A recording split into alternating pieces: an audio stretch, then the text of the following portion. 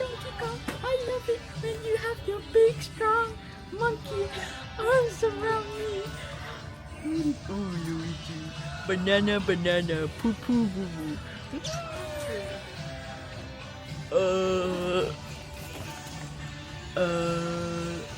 You're here for the assignment, right? Oh, look, over there.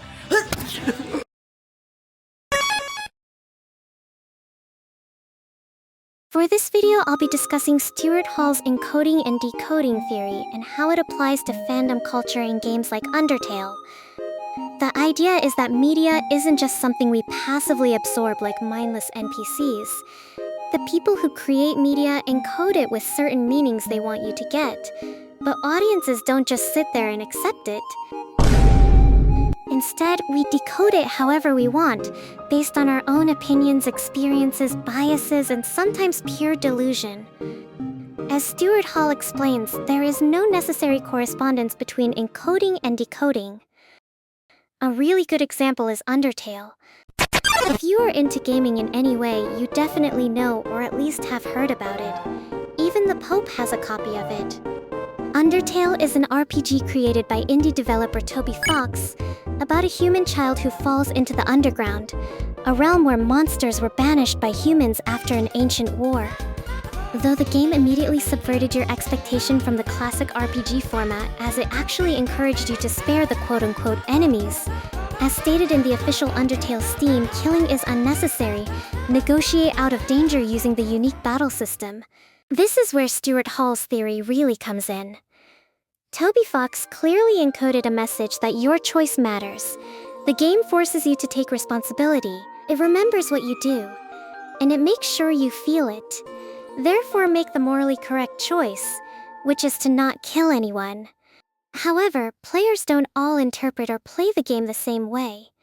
Here, I've drawn up a spectrum for you. Some players take what Stuart Hall calls the dominant reading, where they fully accept the intended message and choose to complete the pacifist route, avoiding violence entirely. Others take a negotiated reading. They understand that the game encourages empathy, but still choose to fight occasionally because it's more fun, faster, or just part of how they usually play RPGs. And then there are players who take an oppositional reading, where they reject the intended message altogether and deliberately choose the genocide route, even though the game clearly presents it as morally wrong. And then on the far, far right of the line, there's a subgroup of players that ignore the storyline completely. We call them Fandom.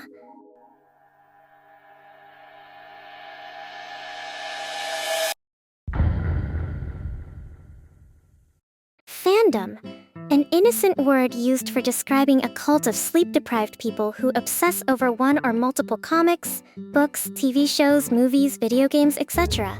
An unofficial definition by Urban Dictionary and unironically the most accurate term I've heard for this particular collective insanity hub. Obviously, when Stuart Hall wrote this, he wasn't exactly thinking about video games, let alone something as niche and slightly unhinged as Undertale fandom culture. But I'd argue that his theory applies way too well here. So what happens when decoding goes completely off the rails? In fandom spaces, Undertale doesn't just get interpreted, it gets rewritten. Fan games take Undertale and turn it into something new. Harder fights, darker paths, different endings. Fan art reshapes the characters, giving them new styles, moods, and meanings. Alternative universes rewrite everything. Same faces, completely different worlds. And then we get to shipping.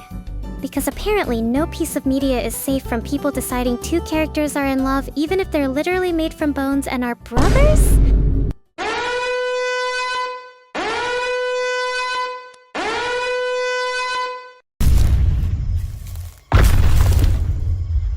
He's right behind me, isn't he? I knew it. Just trying to be still. I don't think it's working.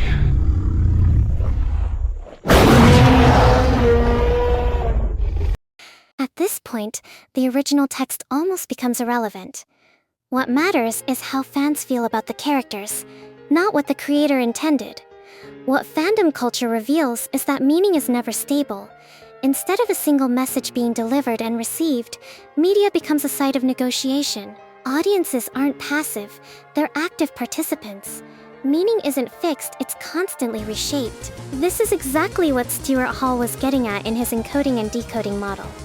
The creator might encode a preferred meaning into a text, but there's no guarantee the audience will decode it that way. And in fandom spaces, that gap between intention and interpretation becomes even wider. At this point, we have to ask, who actually controls the meaning of a story? The person who created it, or the people who consume it? In the case of Undertale, Toby Fox clearly encoded a moral framework that encourages empathy and nonviolence. The game remembers your actions, judges you for them, and makes it very clear which choices are right. But fandom doesn't always follow that path. As Laura Newcomb argues in her study, the line between canon and fanon becomes blurred as fans create their own interpretations, alternate universes, and even new versions of characters that can overshadow the original. For example, one of the assumptions that the Undertale fandom makes is believing that all the fallen humans were children, around the main character, Frisk's age. However, that has never been officially confirmed by Toby Fox, and there are multiple dialogues in the game that contradict this theory, like how one of the supposed child, Soul of Justice, just had a gun. And yet, that hasn't stopped fans from treating it as truth. Entire projects have been built on this interpretation. Games like Undertale Yellow take these assumptions and expand them into fully realized stories, characters, and emotional arcs. So even if the foundation is technically a misreading, the result is still meaningful, sometimes even to the point of rivaling the original. Which creates a strange paradox. The wrong interpretation can still produce something right. At that point, it stops being about accuracy. It becomes about impact. So who controls the meaning of a story? The creator may write it, but the moment it's experienced, shared, and reinterpreted, it no longer belongs to them alone. Meaning isn't owned. It's negotiated.